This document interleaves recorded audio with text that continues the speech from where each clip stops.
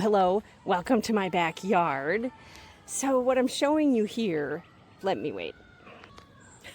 So what I was showing you was this incredible trunk of an amazing oak tree that we unfortunately lost a couple of years ago, and we obviously had to have it come down and properly disposed of before it injured anything. And why I'm showing you that, because it represents something that's come up 3 times this week in conversations with clients. And when something shows up once, twice I'm like, wow, that's interesting. And 3 times I'm like, we need to talk about this. So in particular, there are times that key parts of your business, really important parts of your business, may no longer actually be functioning. They may have actually died, kind of like this incredible oak tree did for us. And when that happens, do you know how to actually remove the dead wood?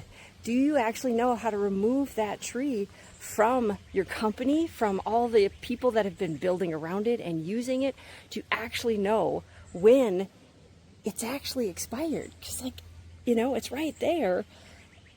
And so often, that's what was happening. That was the thing that showed up 3 times.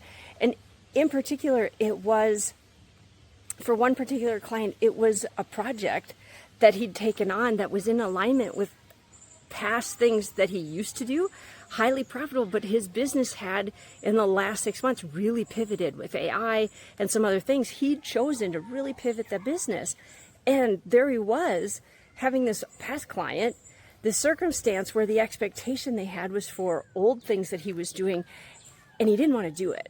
Like, at the end of the day, he was heavily involved in the outcome of this, and he just didn't want to do it. And so it wasn't happening. And it was a good relationship that he had.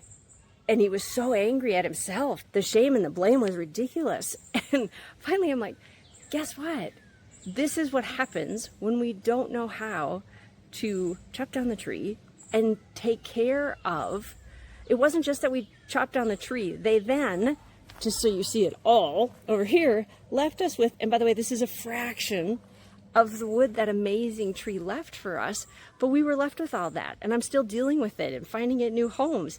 It's the same thing within your business. So often when we recognize something's no longer serving us, we recognize we need to pivot the business, those types of things. If we don't chop down the tree, if we don't deal with the wood that's from that product, those services, those things, we have to close up those clients. We have to turn off those funnels. We have to graciously move people on at times to whole other people and services. And because we've built great relationships with people, we want to make sure we do that. But that takes time. And it's so easy to get excited by the new thing, and you want to make sure that heads out into the world and attracts more business. Come on, we're running businesses. It needs to work that way. I have found and strongly encourage with my clients, especially the unconventional ones where the shiny things look way better than cleanup. Like, this is the power of your staff. This is the power of recognizing this might not be your strength, wrapping up these types of things. And if that's the case, that's okay. Then it's time to ask somebody else to help you do that. It is time to figure out the process for saying, you know what, we're no longer doing, this has actually died within our business. This is no longer here. How do we clean this up? How do we move on from this and honor all of the clients? In particular, the story I had shared earlier about the client, what he realized by the end of the conversation was he just needed to put some really hard timelines on things so that he would be able to say, if we're going to do this, we're going to do it between this amount of time, and it will be completed actually by the end of August. And if we can't reach those parameters, I'm not the right person, and we do need to move you on to somewhere else. I can also tell you that he'd sent that email, and they did reach out to him, and they didn't want to work with anybody else, and they will make it happen. And they actually allocated some additional staff and support to make sure that it happens, that he gets the information he needs, so forth. So, clear. We talk about this all the time. Clear is kind. Unclear is unkind.